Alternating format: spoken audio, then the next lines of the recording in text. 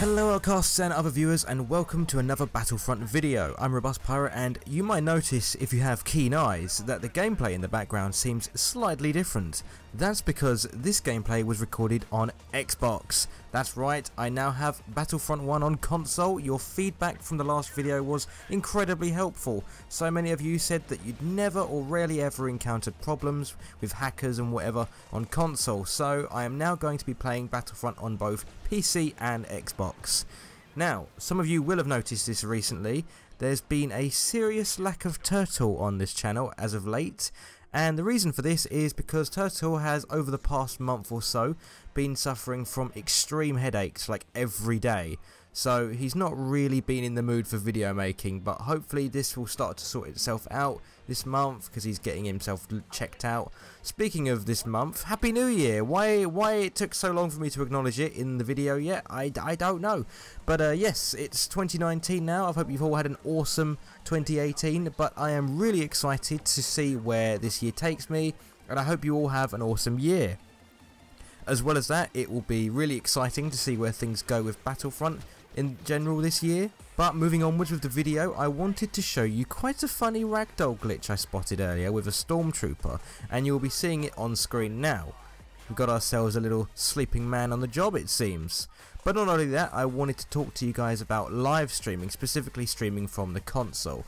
It seems I can do live streaming through the software of my Xbox capture card, so hopefully you should be seeing some console live streams coming in the near future, where if you play on Xbox and you add me, my gamertag will be in the description, you can join my lobbies when I stream. The only thing I ask is that if you do join my matches, try not to stream snipe me, because that's really annoying. Another thing that I've been wanting to do for a while, and this is another reason you should all add me on console, is so we could play some of the DLC maps again. I can't ever seem to find the big modes for Death Star and Rogue One, and I love those missions. So if you all play, we can search for those lobbies all at once and hopefully get enough people in to start a game. So hopefully there will be some exciting stuff going to happen for the channel this year, and if we are lucky and get another Battlefront, we're golden.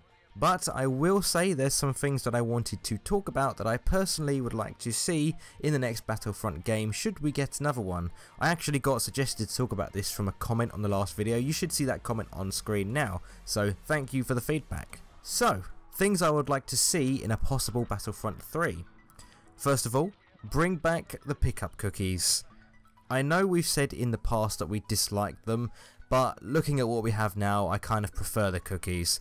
So yeah, just bring them back, but make it so that heroes are assigned differently. So don't have hero cookies. I think it would be good if the heroes were handed out like the Battlefront 2 Classic, where it randomly gives them out to players.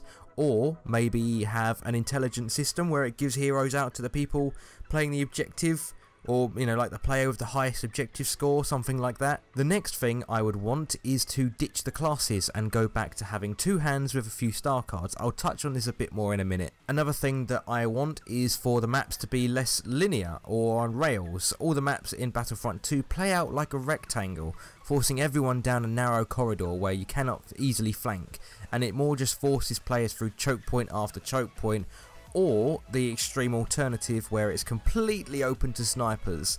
The only map that has a somewhat middle ground of this currently is Geonosis. Next thing, and it's going to sound kind of weird saying this, but bring back the Season Pass? Yeah, it definitely felt kind of weird saying that. The reason why I say this is because EA will no matter what want to squeeze out as much money as possible out of their customers one way or another.